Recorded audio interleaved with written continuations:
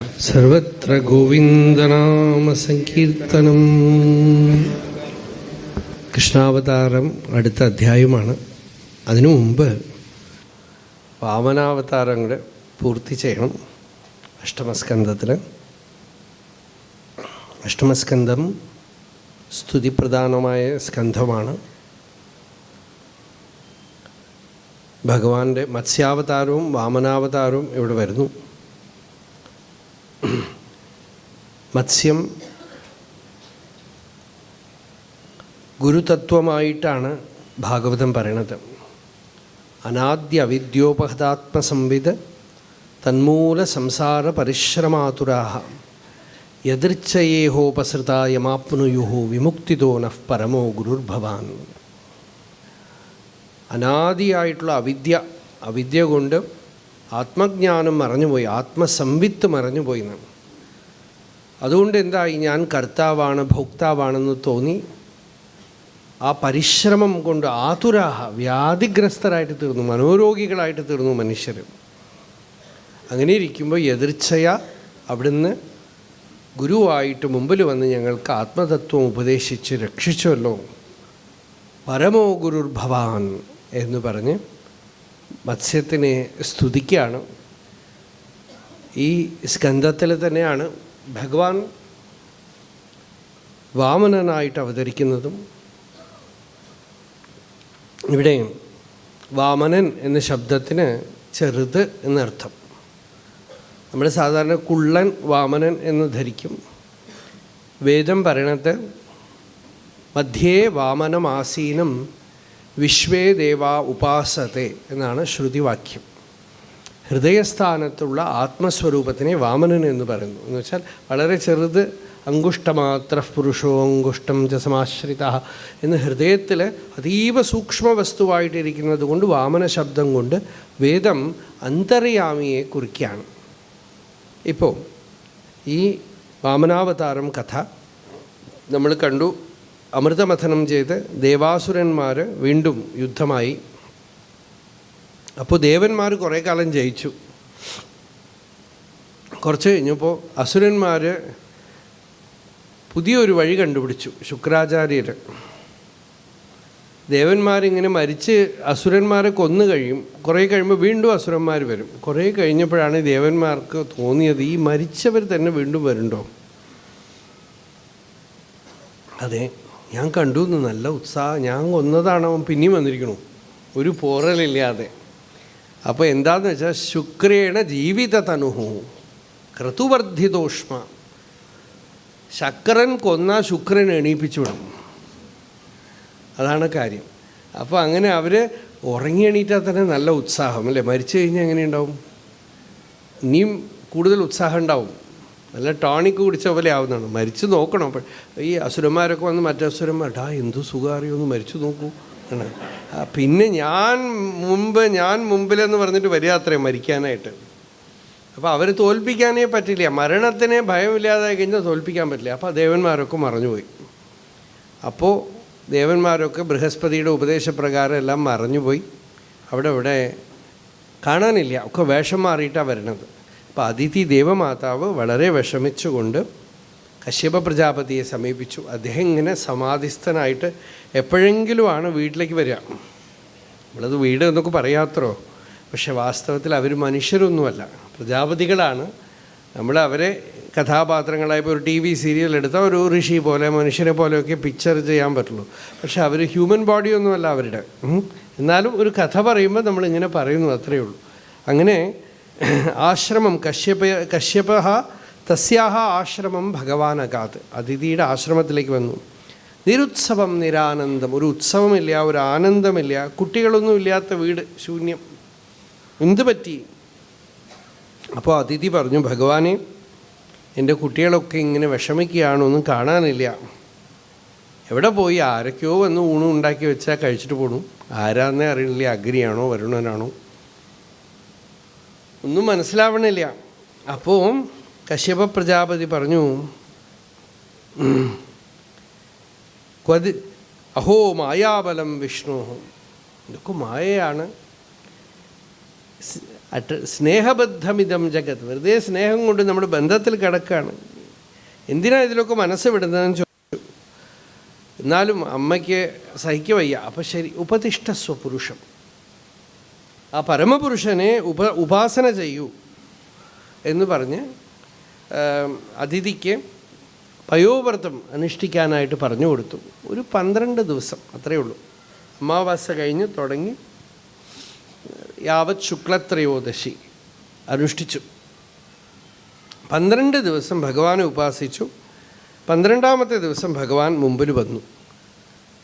യജ്ഞേശയജ്ഞപുരുഷാച്യുത തീർത്ഥപാദ തീർത്ഥശ്രവശ്രവണമംഗളനാമധേയ ആപന്നലോകവൃജിനോപശമോദയാദ്യ ശംനഃകൃധീശ ഭഗവന്നസി ദീനനാഥഃ വിശ്വായ വിശ്വഭവനസ്ഥിതിസംയമായ സ്വൈരം ഗൃഹീതപുരുഷക്തിഗുണായ ഭുംനെ സ്വസ്ഥായ ശശ്വതുപബൃംഹിതപൂർണബോധവ്യാപാദിതാത്മതമസേ ഹരയേ നമസ്തേ. ഭഗവാനെ നാമസങ്കീർത്തനം ചെയ്ത് സ്തുതിച്ചു അതിഥി. ഭഗവാൻ ചില രഹസ്യ ഉപാസനാ മാർഗങ്ങളൊക്കെ പറഞ്ഞു കൊടുത്തു അതിഥിക്ക്. ഈ ഉപാസനാ മാർഗത്തോടുകൂടെ കശ്യപ പ്രജാപതിയോട് വർത്തിക്കാം, നിനക്ക് ഞാൻ തന്നെ പുത്രനായിട്ട് ജനിക്കും എന്ന് പറഞ്ഞു. കശ്യപ പ്രജാപതിയോട് പോലും പറയരുതെന്നാണ് ചട്ടം കെട്ടിയിരുന്നത്. പക്ഷേ കശ്യപ പ്രജാപതി ചോദിച്ചു അത്ര ഇങ്ങനെയൊക്കെ സംഭവിച്ചു എന്ന്. അപ്പോൾ അതിഥിക്ക് മനസ്സിലായി കശ്യപനും ഭഗവാനിൽ നിന്ന് അന്യരല്ല എന്ന് മനസ്സിലാക്കി. അങ്ങനെ ഭഗവാനെ ഗർഭഗതനായ വിഷ്ണുവിനെ ദേവതകളൊക്കെ വന്ന് സ്തുതിച്ചു. ഇവിടെയും സ്തുതിക്കുന്നുണ്ട്. അങ്ങനെ ദേവതകളൊക്കെ സ്തുതിക്കും. ചതുർഭുജശങ്കഗദാബ്ജചക്രഃ പിശങ്കവാസാനളിനായതേക്ഷണഃ ശ്യാമാവദാതോ ഝഷരാജകുണ്ടലത്വിഷോല്ലസശ്രീവദനാംബുജഃ പുമാൻ ശ്രീവത്സവക്ഷാ വലയാംഗദോല്ലസത്കിരീടകാഞ്ചീഗുണചാരുണൂപുരഃ അമൃതഭൂഹു അതിഥ്യാം പ്രാദുരഭൂത്. അമൃതസ്വരൂപമായ ഭഗവാൻ അവിടെ ആവിർഭവിച്ചു. ശ്രോണായാം ശ്രവണദ്വാദശ്യാം, ഓണം അതാണ് ശ്രോണം, ശ്രോണമാണ് ഓണമാവുന്നത്.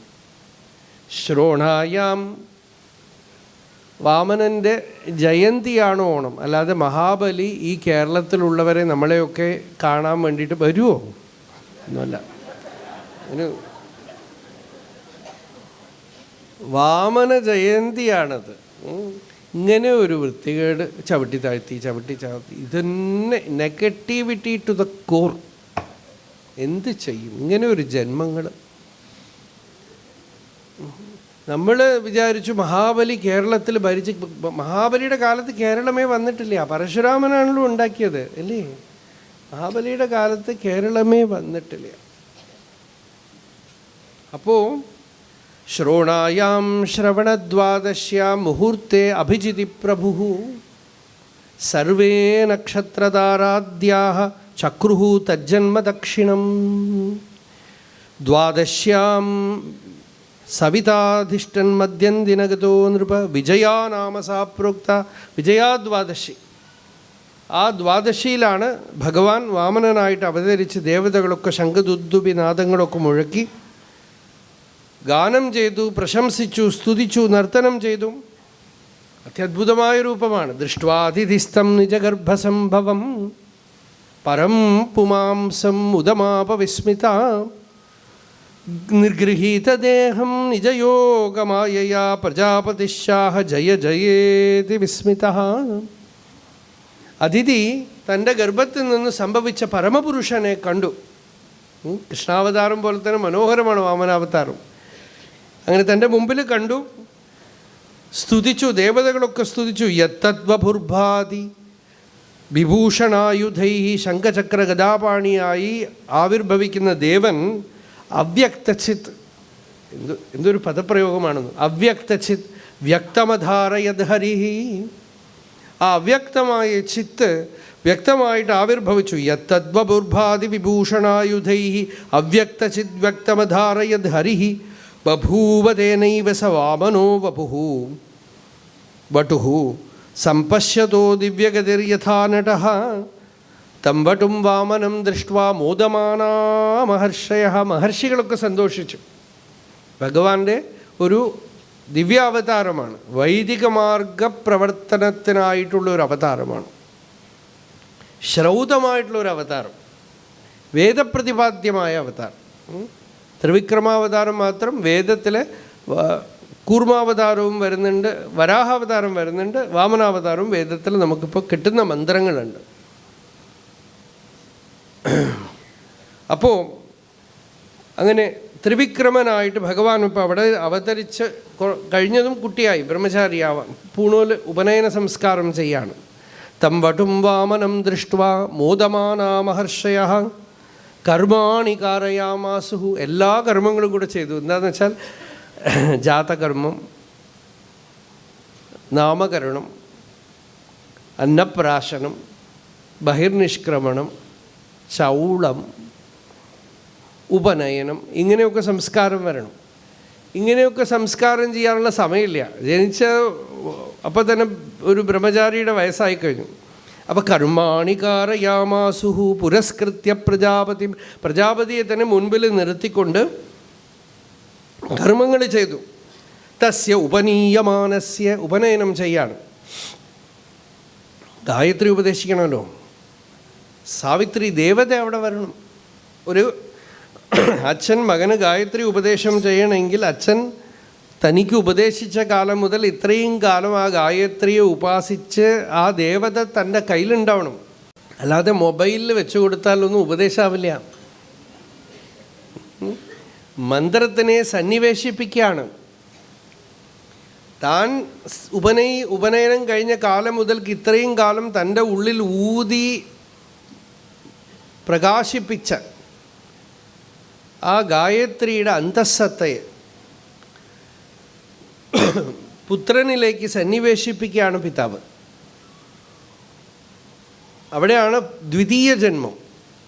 അപ്പം അതിന് സാവിത്രി ഇപ്പോൾ ആരാ ഉപദേശിച്ചത്? അച്ഛനാണ് ഉപദേശിക്കുന്നതെങ്കിലും ഉപദേശിക്കുന്നത് സവിതാവ് തന്നെയാണ്. അച്ഛനിൽ ഉള്ള സവിതാവാണ് ഉപദേശിക്കുന്നത്. അങ്ങനെ വരണം എന്നാണ്. ഈ ബ്രഹ്മചാരിയോട് ചോദിക്കും, നീ കസ്യ ബ്രഹ്മചാര്യസി ഉപനയന സംസ്കാരത്തിൽ. അപ്പോൾ ആ ബ്രഹ്മചാരി വടു പറയും, പ്രാണസ്യ ബ്രഹ്മചാര്യസ്മി, ഞാൻ പ്രാണൻ്റെ ബ്രഹ്മചാരിയാണെന്ന്. അപ്പോൾ എന്താ അർത്ഥം? ആരെടുത്താ? ഓദിക്കാൻ്റെ അടുത്ത് അല്ലെങ്കിൽ ഇന്ന വാദ്യാരുടെ അടുത്ത് വേദം പഠിക്കാൻ പോകണമെന്നല്ല പറയണത്. ആരെടുത്താ വേദം പഠിക്കാൻ പോണത്? പ്രാണൻ്റെ അടുത്ത് പഠിക്കാൻ പോകണമെന്നാണ്. അപ്പോൾ ഉപാസന മുഴുവൻ പ്രാണൻ്റെ മണ്ഡലമാണ്, മുഖ്യപ്രാണൻ്റെ മണ്ഡലമാണ്. അപ്പോൾ മന്ത്രം അവിടെയാണ് പ്രകാശിക്കുന്നത്. പ്രാണോ വൈ ഗായത്രി, പ്രാണനാണ് ഗായത്രി എന്നാണ്. അപ്പോൾ ഗായത്രി പ്രാണനാണ്. അപ്പോൾ ഗായത്രി ഉച്ചരിക്കപ്പെടുന്ന ഗായത്രി വൈഖരി ശബ്ദമാണ്. അത് ജപം ചെയ്ത് മധ്യമയായിട്ടും പശ്യന്തി വാക്കാകുമ്പോഴാണത് മുഖ്യപ്രാണനാവണത്. ആ മുഖ്യപ്രാണനാണ് ഗായത്രി. അപ്പോൾ ആ പ്രാണനാണ് എനിക്ക് ഗുരു. ഇനിയിപ്പോൾ ആചാര്യനാരാണ്? അഗ്നിരാചാര്യസ്തവ, അഗ്നിയാണ് നിനക്ക് ആചാര്യൻ എന്നാണ് പറയുന്നത്. ഉപഗോസലൻ എന്ന ബ്രഹ്മചാരിക്ക് അഗ്നി തന്നെ ബ്രഹ്മവിദ്യ ഉപദേശിച്ചു, ഛാന്തോഗ്യോപനിഷത്ത്. അപ്പോൾ ഇങ്ങനെയൊക്കെയാണ് സമ്പ്രദായം. ഇപ്പോൾ ഇവിടെ പ്രജാപതി ഉപനയനം കഴിച്ച് സാവിത്രിയെ ഉപദേശിച്ചു.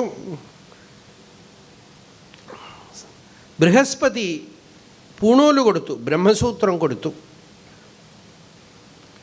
കശ്യപ പ്രജാപതി മേഖല, മുഞ്ചപ്പുല്ല്. ആ മുഞ്ചപ്പുല്ലാണ് ശരിക്കും ഒരു വിധത്തിൽ ഉപനയനം. അത് ഇടുപ്പിലങ്ങോട്ട് കെട്ടും. ഇത് പെൺകുട്ടികൾക്ക് കന്യകയ്ക്ക് കല്യാണ സമയത്തും കെട്ടും. അപ്പോൾ വടുക്കൾക്ക് ഉപനയനസ്ഥാനെ നാരീണാം മൗഞ്ചീബന്ധനമിഷ്യത്തെ എന്നാണ് സൂത്രം. ബ്രഹ്മചാരികൾക്ക് ഉപനയനം ചെയ്യുന്ന പോലെയാണ് പെൺകുട്ടികൾക്ക് ഈ കന്യകാദാനം. ആ സമയത്ത് ഈ മൗഞ്ചീബന്ധനം. അപ്പോൾ അവിടെ ഗുരുവാണ് ഭർത്താവ്, എന്നുവെച്ചാൽ കൊച്ചു കുട്ടികളാണ് അപ്പോഴൊക്കെ. അപ്പോൾ ഗുരുവാണ്, ഗുരുവിൻ്റെ കയ്യിലാണ് ഏൽപ്പിക്കുന്നത്. അപ്പോൾ അഗ്നികാര്യത്തോടുകൂടെ അവിടെ സഹായിച്ചുകൊണ്ട് വൈദിക കർമ്മങ്ങൾ ചെയ്യാൻ വേണ്ടിയാണ് നിൽക്കുന്നത്. അതാണ് ഉദ്ദേശം. അല്ലാതെ വിവാഹം എന്ന് പറഞ്ഞ് വേദം പറയണില്ല. മാരേജ് അല്ല, വെഡ്ഡിങ് അല്ല. അത് നടക്കും, അത് പ്രകൃതിയാണത്. ഇവിടെ മുഖ്യ ഉദ്ദേശം ഇവർ രണ്ടുപേരും നല്ല കൂട്ടുകാരായിട്ട് തീർന്ന് വൈദിക കർമ്മങ്ങൾ ചെയ്യാനാണ്. അപ്പോൾ അതിൽ മൗഞ്ചീബന്ധനം എന്നുള്ള ഒരു കർമ്മം ചെയ്ത് ഉപനയന സംസ്കാരമാണ്. പലരും ചോദിക്കുന്നു പെൺകുട്ടികൾക്ക് എന്താ ഉപനയന സംസ്കാരം ഇല്ലാത്തതെന്ന്. ഇതാണ് ഉപനയന സംസ്കാരം. മൗഞ്ചീബന്ധനമിഷ്യത്തെ, ഇത് സൂത്രമാണ്. അപ്പോൾ ഇങ്ങനെ ഇവിടെയും തസ്യ ഉപനീയം ബൃഹസ്പതി ബ്രഹ്മസൂത്രം മേഖലാം കശ്യപോ ദദാത് ദദൗ കൃഷ്ണാജിനം ഭൂമി മാൻതോല് കൊടുത്തു. അത് പൂണൂല് കെട്ടിക്കൊടുക്കുന്ന ഒരു ചെറിയ തുണ്ടേ ഇപ്പോൾ ഉള്ളൂ. അത് സാധാരണ അനുഷ്ഠാനത്തിനായിട്ട്. ദണ്ഡം സോമോ വനസ്പതി, പലാശദണ്ഡം. ബ്രഹ്മചാരിക്ക് സന്യാസികൾ എന്തിനാ ദണ്ഡം പിടിച്ചിരിക്കണത് എന്ന് ചോദിക്കാം. സന്യാസികൾ എല്ലാവരും ഒന്നും ദണ്ഡം പിടിക്കുന്നില്ല. ദണ്ഡി സന്യാസികൾ എന്ന് പറഞ്ഞ് ഇപ്പോൾ അവിടെ മാത്രമേ ഉള്ളൂ. പഴയ കാലത്ത് എല്ലാവർക്കും ഉണ്ടായിരുന്നു. എന്താണെന്ന് വെച്ചാൽ ഗൃഹസ്ഥന് ഒരു ദണ്ഡം, ബ്രഹ്മചാരിക്ക് ഒരു ദണ്ഡം, ക്ഷത്രിയനൊരു ദണ്ഡം. പിപ്പലദണ്ഡമാണ് ക്ഷത്രിയന്, ബ്രാഹ്മണന് പലാശദണ്ഡമാണ്. എല്ലാവരും കയ്യിലോരോ ദണ്ഡം ഉണ്ടായിരുന്നു. യാത്രയ്ക്കൊക്കെ ദണ്ഡമാണല്ലോ. അപ്പോൾ സന്യാസിയെ സംബന്ധിച്ചിടത്തോളം ഈ ദണ്ഡം ഇപ്പോൾ ലിംഗമാണത്. അത് കുറച്ച് പേര് ഇപ്പോൾ അത് അനുസരിക്കുന്ന സമ്പ്രദായങ്ങളുള്ളൂ. ബാക്കിയൊന്നും ദണ്ഡം ഇതൊക്കെ കൊണ്ട് എല്ലായിടത്തും യാത്ര ചെയ്യുന്നതൊക്കെ ബുദ്ധിമുട്ടാണല്ലോ. അപ്പോൾ ഇവിടെ ദണ്ഡം കൊടുത്തു. നമ്മൾക്കിപ്പോൾ ബ്രഹ്മചാരികൾക്ക് ദണ്ഡം കൊടുത്തു കഴിഞ്ഞാൽ പിന്നെ ആ ദണ്ഡം അങ്ങോട്ട് കളയും. ഇപ്പോൾ കുറച്ച് കഴിഞ്ഞ് നിൽക്കില്ലേ അത് പലാശദണ്ഡം. അപ്പോൾ പലാശദണ്ഡം കൊടുത്തു. പിന്നെ കുട്ടിക്ക് നല്ല ഭംഗിയായ ഒരു കോണകം കെട്ടിക്കൊടുത്തു. പട്ടുകോണകം കെട്ടിക്കൊടുക്കുക. കൗപീനാച്ഛാദനം മാതാ, കുമ്പാളക്കോണം എന്ന് പറയും പണ്ട്. അതായത് ആ ഈ നീളത്തിലുള്ള ഇലയുണ്ടാവും, ആ ഇലയാണ് കൗബീനായിട്ട് കുട്ടിക്ക് എടുത്തു കൊടുക്കുക. തുണിയല്ല. ചെറിയ കുട്ടികൾക്ക് ഒന്ന് ശുദ്ധം, അതിന് വേണ്ടിയിട്ട് മറ്റ് നല്ലതുമാണ്. കൗബീനാച്ഛാദനം മാതാ.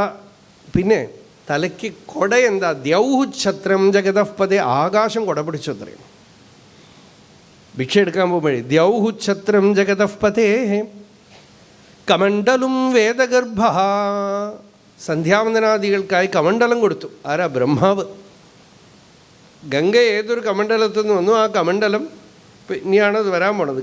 കമണ്ഡലും വേദഗർഭ കുശാൻ സപ്തർഷയോ ദദുഹു. ദർഭ കുശം സമിതാദാനം ചെയ്യാനായിട്ട് വേണ്ടതൊക്കെ സപ്തഋഷികൾ കൊടുത്തു. ജപിക്കാനൊരു അക്ഷമാല, രുദ്രാക്ഷമാലയോ എന്തോ, അത് മഹാരാജ സരസ്വതി അവ്യയാത്മന സരസ്വതീ ദേവി അക്ഷമാല കൊടുത്തു. തസ്മായിത്യുപനീതായ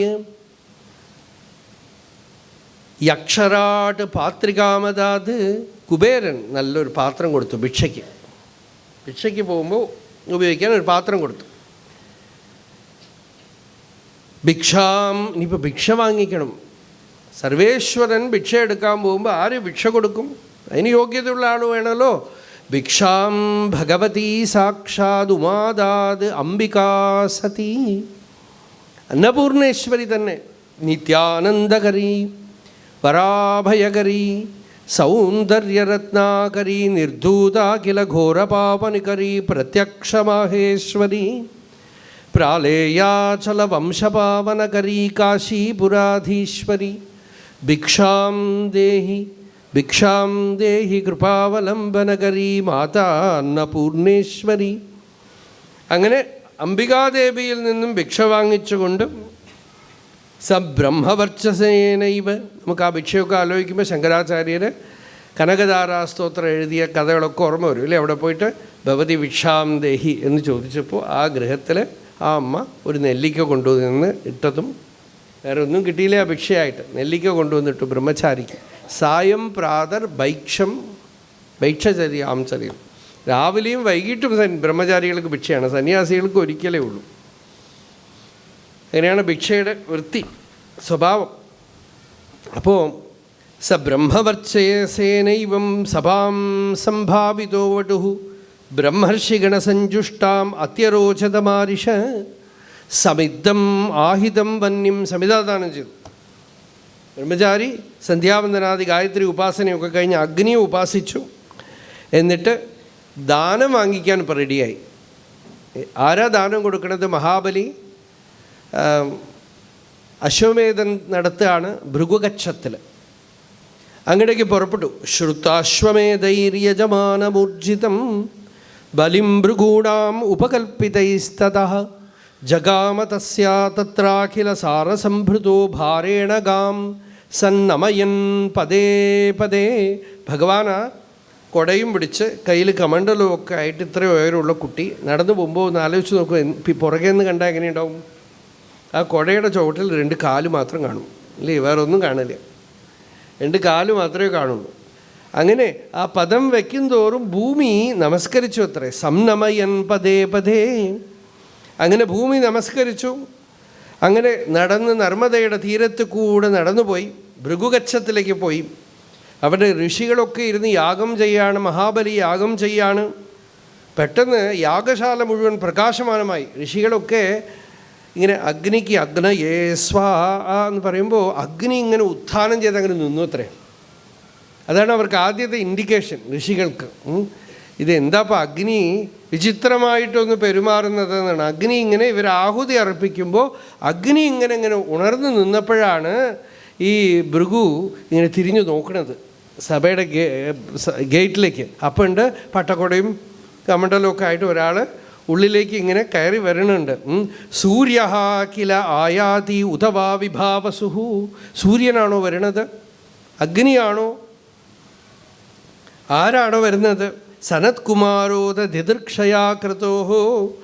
ഇങ്ങനെ എല്ലാവരും കൂടെ സംശയത്തോടുകൂടെ നോക്കിക്കൊണ്ട് ഇരിക്കുമ്പോൾ വിതർക്യമാണോ ഭഗവാൻ സവാമനഃ. ഉള്ളിൽ പ്രവേശിച്ചു.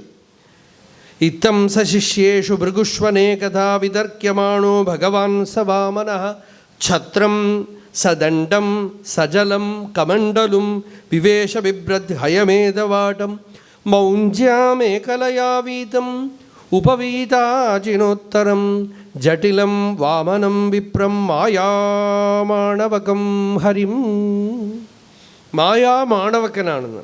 മായാമാണവകനായ ഹരി അവിടെ പ്രവേശിച്ചു.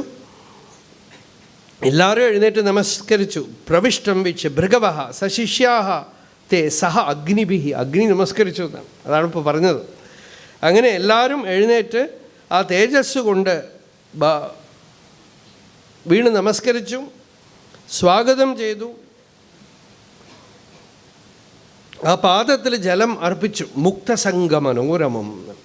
ജീവൻ മുക്തന്മാർ രമിക്കുന്നതായ ആ ചരണത്തിൽ ആ ജലം കൊണ്ട് അഭിഷേകം ചെയ്തു. പരമേശ്വരൻ ഗംഗയെ ശിരസിൽ ധരിച്ചില്ല. ആ ഗംഗ ഉദ്ഭവിച്ചതായ സ്ഥാനം എന്ന് പറഞ്ഞു. എന്നിട്ട് ബലി പറഞ്ഞു, സ്വാഗതം സ്വാഗതം തേ നമസ്തുഭ്യം ബ്രഹ്മൻ കിം കരവാമത്തെ. അവിടത്തേക്ക് സ്വാഗതം. ബ്രഹ്മർഷികളുടെ തപസ്സാണല്ലോ എൻ്റെ മുമ്പിൽ വന്ന് നിൽക്കുന്നത്.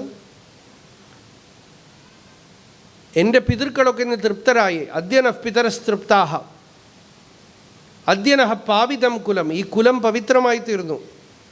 അദ്യ സ്വിഷ്ടകൃതുരയം. വരാൻ പോകുന്ന കാര്യം മുൻപ് പറയണ പോലെ തന്നെ പറഞ്ഞു. ഈ കൃതു ഇപ്പം തന്നെ പൂർണ്ണമായി. ഇതാണല്ലോ ക്രതുവിന് യജ്ഞോ യജ്ഞപതി യജ്വ യജ്ഞാംഗോ യജ്ഞവാഹന യജ്ഞഭൃത് യജ്ഞകൃത് യജ്ഞി യജ്ഞഭുക് യജ്ഞസാധന യജ്ഞ അന്തകൃത്. അതാണ്. അതിന് റെഡിയായിട്ടാണ് വന്നിരിക്കുന്നത്. ഇപ്പോൾ അവിടെ വന്നു കഴിഞ്ഞു. യജ്ഞം പൂർണ്ണമായി. കാരണം യജ്ഞം വന്നു. യജ്ഞോ വൈ വിഷ്ണു. യജ്ഞം തന്നെയാണ് വിഷ്ണു എന്നാണ്. അവിടെ വന്നു. യജ്ഞം തന്നെ വന്നിരിക്കുന്നു. അപ്പോൾ ചോദിച്ചു, എന്താണ് ഞാൻ അങ്ങേക്ക് ചെയ്യേണ്ടത്? പെട്ടെന്ന് ആ ഈശ്വരത്വം പ്രഭുത്വം വന്നുള്ളിൽ. എന്താ വേണ്ട ചോദിച്ചുകൂടാ. ഒരു പശു ധാരാളം വേണോ? തരാം. സ്വർണം വേണോ? തരാം. നല്ലൊരു വീട് തരണോ? തരാം. ഒരു വിപ്രകന്യകയെ തരണോ? തരാം. ഗ്രാമം തരണോ? തരാം. എന്തോ ചോദിക്കാൻ വന്ന പോലെ ഉണ്ട്, ചോദിച്ചോളാന്ന് മഹാബലി ഇങ്ങനെ വിളിച്ചു പറഞ്ഞു. അത് കേട്ട് ഭഗവാൻ വളരെ സന്തോഷിച്ചു പറഞ്ഞു, ആഹാ, ഇങ്ങനെ ആര് പറയും? ഏതൊരു വംശത്തിൽ പ്രഹ്ലാദൻ ജനിച്ചുവോ, വിരോചനൻ ജനിച്ചുവോ, ആ പരമ്പരയാണല്ലോ നിൻ്റെ. അതുകൊണ്ടാണ് ഇങ്ങനെയൊക്കെ പറയണത്. അതുകൊണ്ട് ഹേ രാജൻ, ധാരാളം സ്വത്തുക്കളും സമ്പത്തും കൊണ്ട് ഒരാളും സുഖമായിട്ട് ഇരിക്കില്ല. അതുകൊണ്ട് എനിക്ക് ഒരുപാടൊന്നും വേണ്ട, 3 അടി, അതും എൻ്റെ ഈ കൊച്ചു കാലുകൊണ്ട് അളന്നെടുത്തോളാം. 3 അടി മണ്ണ് മാത്രം. ഇങ്ങനെ ചോദിക്കുമ്പോൾ തന്നെ പന്തിക്കേടുണ്ടെന്ന് തോന്നണം അല്ലേ? അപ്പോൾ ചോദിച്ചു, പദാനി 3 ദൈത്യേന്ദ്ര സംഹിതാനി പദാമമ. ഉറക്കെ ചിരിച്ചു മഹാബലി. അഹോ ബ്രാഹ്മണദായാത വാചസ്തേ വൃദ്ധസമ്മത. വയസ്സായ ഞാൻ വിചാരിച്ചു തനിക്ക് നല്ല ബുദ്ധി ഉണ്ടെന്ന് വിചാരിച്ചു. വയസ്സായ ആളുകൾ വർത്തമാനം പറയണ പോലെയാണല്ലോ പറയണത്. ഞാൻ ആരാ അറിയോ? ഈ ലോകത്തിൽ, ഈ ഭൂമിക്ക് മുഴുവൻ പ്രഭുവായിട്ടുള്ളവനാണ് ഞാൻ. എന്ത് ചോദിച്ചാലും തരാനൊക്കും. എൻ്റെ അടുത്ത് വന്ന് ഒരു ദ്വീപ് തന്നെ ഞാൻ തനിക്ക് തരാൻ പറ്റും. പദത്രയം വൃണീത്തെ. 3 പദമാണോ ചോദിക്കുന്നത്? എൻ്റെ അടുത്ത് വന്ന ശേഷം പിന്നെ ആരോടും പോയി ചോദിക്കരുത്. അവർ പറയും മഹാബലിയുടെ അടുത്ത് ചോദിച്ച ആളാണ് കേട്ടോ. ഇപ്പം നമ്മുടെ വീട്ടിൽ കഞ്ഞി കുടിക്കാൻ വന്നിരുന്നു എന്ന് പറയാൻ പാടില്ല. ഭഗവാൻ ആ വരം കൊടുത്തു എന്നാണ് ഭട്ടതിരി പറയണത്. അതുകൊണ്ടാണ് ഗോപികകളുടെ വീട്ടിൽ കക്കാൻ പോയതെന്നാണ് കൃഷ്ണാവതാരത്തിൽ. മമഖലു ബലിഗേഹേ യാചനം പൂർവമാസ്താം. ഞാൻ മുമ്പ് ബലിയുടെ വീട്ടിൽ യാചിച്ചതാണ്. അബലാനാം പുരതഹ നൈവ കുർവേ. ഈ പെണ്ണുങ്ങളുടെ അവിടെ ഒന്നും പോയിട്ട് ഞാൻ യാചിക്കില്ല എന്ന് പറഞ്ഞിട്ടാണ് ഹൃദയമപി മുഷിത്വ, മൊത്തത്തിൽ അങ്ങോട്ട് മോഷ്ടിച്ചു എന്ന് പറയണം. അങ്ങനെ മോഷണം തുടങ്ങിയതിന് കാരണം പറയാണ്. അപ്പോൾ ഇവിടെ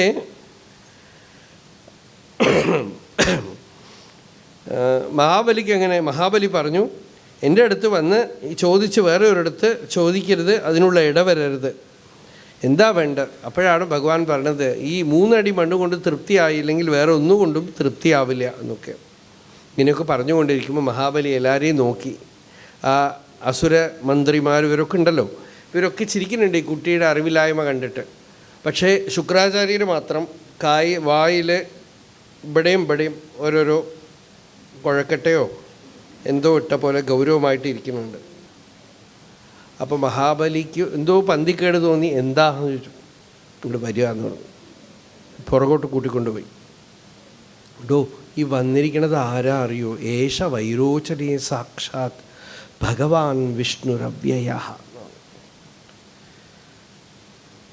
കശ്യപനിൽ അതിഥിയിൽ പിറന്നിരിക്കുകയാണ്. അതെയോ, എന്തൊരു ഭാഗ്യം. മഹാബലി പറഞ്ഞു, ഭഗവാൻ എൻ്റെ അടുത്ത് വന്ന് ചോദിക്കുകയാണോ? ഭഗവാൻ എൻ്റെ മുമ്പിൽ വന്ന് കൈനീട്ടുകയാണോ? ഞാൻ എന്തു ഭാഗ്യം ചെയ്തു? ഭഗവാൻ എൻ്റെ അടുത്ത് വന്ന് ദാനം ചോദിക്കാൻ വന്നിരിക്കുന്നു. കൊടുക്കരുത്. ശുക്രാചാര്യർ പറഞ്ഞു കൊടുക്കരുത്. വാക്കു കൊടുത്തു എന്നൊന്നും വിചാരിക്കേണ്ട. ശുക്രനീതിയാണത്. സ്ത്രീഷു നർമ്മവിവാഹേച്ച വൃത്യർത്ഥേ പ്രാണസങ്കട്ടെ ഗോബ്രാഹ്മണാർത്ഥേ ഹിംസായാം നാനൃതം സ്യാത് ജുഗുപ്സിതം. ശുക്രാചാര്യർ പറയണതാട്ടോ. കള്ളം ചില സ്ഥലത്തൊക്കെ പറയാൻ കുഴപ്പമില്ല എന്നാണ്. സ്ത്രീകളോട് കള്ളം പറയാത്രേ. പറഞ്ഞിട്ടേ ഇല്ല എന്ന് പറയണം അത്രേ. അദ്ദേഹത്തിൻ്റെ നീതിയാണ്. തമാശ പറയുമ്പോൾ ഈ തമാശയൊക്കെ നടന്നതാണോ? അല്ല. അതേപോലെ വിവാഹത്തിൽ പെണ്ണിന് കല്യാണം കഴിച്ചു കൊടുക്കുമ്പോൾ എത്ര നുണ പറഞ്ഞിട്ടാണ് കല്യാണം കഴിച്ചു കൊടുക്കുക അല്ലേ? പാടുവോ ചോദിച്ചോ, കോകിലം എന്ന് പറയും. ഇപ്പോൾ ഒരു പാട്ട് പാടാൻ പറയുമ്പോൾ ഇപ്പോൾ തൊണ്ട ശരിയില്ല എന്ന് പറയും. എല്ലാവർക്കും ചുമയാണ്, അതുപോലെയാണെന്ന്. പിന്നെ നിങ്ങളുടെ പ്രാരബ്ധം, അവർ പാടിയിട്ട് കേൾക്കണതൊക്കെ നിങ്ങൾ കല്യാണം കഴിഞ്ഞ് പാടിപ്പിച്ചോളൂ. ഇങ്ങനെയൊക്കെ പറഞ്ഞ് കല്യാണം കഴിച്ചു കൊടുക്കും. വിവാഹേ വൃത്യർത്ഥേ, ജോലി കിട്ടാൻ വേണ്ടിയിട്ട് നിങ്ങൾക്ക് കമ്പ്യൂട്ടർ അറിയോ, അതറിയോ ഒക്കെ പറഞ്ഞ് ജോലിക്ക് കയറി കഴിഞ്ഞാൽ കമ്പ്യൂട്ടർ ഏതാണെന്നാണ് ഇപ്പോൾ ആദ്യത്തെ ചോദ്യം.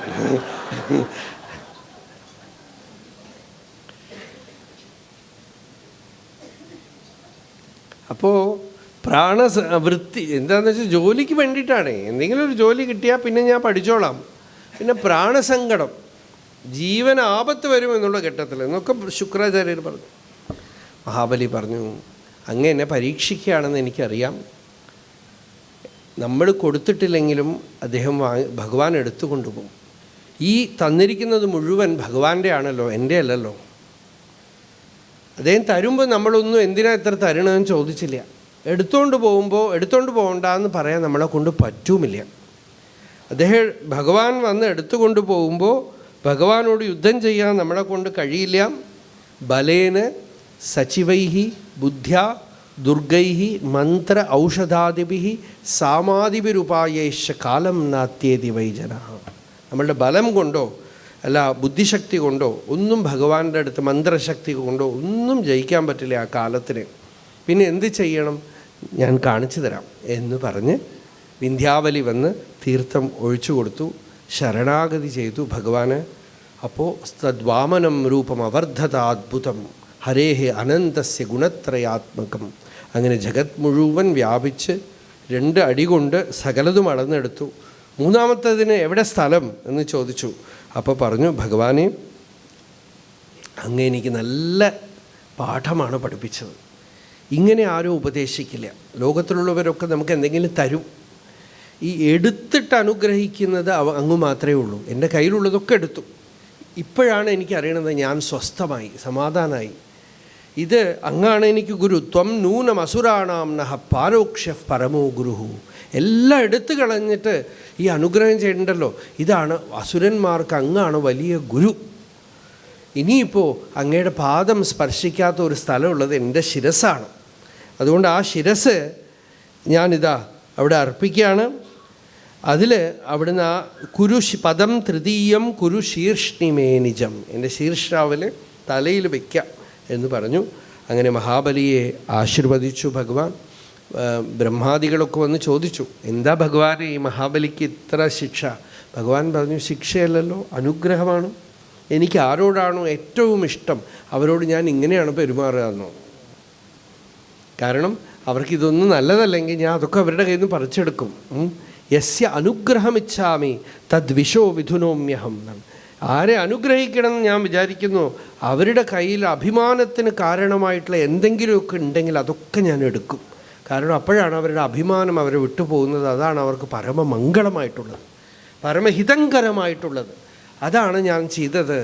ഇനിയിപ്പോൾ വലിയ അനുഗ്രഹം ചെയ്യാണ്. രക്ഷിഷ്യേ സർവതോഹം ത്വാം സാനുഗം സപരിച്ഛദം സദാ സന്നിഹിതം വീര തത്ര മാം ദ്രക്ഷ്യത്തെ ഭവാൻ. ഹേ രാജൻ, ഹേ വീര എന്നാണ് വിളിക്കുന്നത്. വീരന് മാത്രമേ ഇങ്ങനെ ശരണാഗതി ചെയ്യാൻ പറ്റുള്ളൂ. തന്നെ ഞാൻ രക്ഷിക്കും എല്ലാവിധത്തിലും. തൻ്റെ കൂടെ ഉള്ളവരൊക്കെ എൻ്റെ ചുമതലയാണ്. സാനുഗം, തനിക്ക് എന്തൊക്കെ വസ്തുവകകളൊക്കെ വേണോ അതൊക്കെ എൻ്റെ ചുമതലയാണ്. സപരിച്ഛദം, എവിടെയെങ്കിലുമൊക്കെ ഉണ്ടായിട്ടല്ല, സന്നിഹിതം, തൻ്റെ അടുത്ത് ഞാൻ ഉണ്ടാവും. ഭഗവാനെ ഞാനിത് വിശ്വസിക്കണോ? ദ്രക്ഷ്യത്തെ ഭവാൻ, വിശ്വസിക്കൊന്നും വേണ്ട, താൻ കാണും. ഞാൻ കൂടെ ഉണ്ടെന്നും രക്ഷിക്കുന്നുണ്ടെന്നും തൻ്റെ കൂടെ ഉണ്ടെന്നുള്ളത് താൻ കാണും. ദ്രക്ഷ്യത്തെ ഭവാൻ എന്ന് പറഞ്ഞു. ഇതിന് കൂടുതൽ എന്താ അനുഗ്രഹം ഇല്ലേ? ഇത് അനന്യാശ്ചിന്തയന്തോ മാം യേ ജനാഃ പര്യുപാസതേ തേഷാം നിത്യാഭിയുക്താനാം യോഗക്ഷേമം വഹാമ്യഹം എന്ന ശ്ലോകത്തിന് വ്യാഖ്യാനമാണ് ഈ ശ്ലോകം. ഗംഭീരമായ ശ്ലോകം, ഭാഗവതത്തിലെ ഏറ്റവും ഗംഭീരമായ ശ്ലോകങ്ങളിലെ ഒരു ശ്ലോകമാണിത്. ഇത് മഹാബലിക്ക് ഭഗവാൻ കൊടുത്ത ആശീർവാദമാണ്. സുതലത്തിൽ സ്വർഗിഭിഃ പ്രാർത്ഥ്യം, അവിടെ ഭഗവാൻ മഹാബലിയെ വെച്ചു. അതൊക്കെ കഥ വേറെ. പക്ഷേ ഈ ആശയമൊക്കെയാണ് നമ്മൾ ഉള്ളിലെടുക്കേണ്ടത്. ഇത് ഹൃദയത്തിൽ എടുത്ത് പരമനിർവൃത്തി മംഗളം നമുക്ക് വരേണ്ടതാണ്. ഇങ്ങനെ അഷ്ടമസ്കന്ധത്തിൽ മത്സ്യാവതാര സ്തുതിയും ഇതും സ്പർശിച്ചു വാമനാവതാരവും. ഇപ്പം കൃഷ്ണാവതാരം വായിക്കും. 2 വാക്കുകൾ പറഞ്ഞ് നമ്മളത് പൂർത്തിയാക്കും. സർവത്ര ഗോവിന്ദനാമ സങ്കീർത്തനം.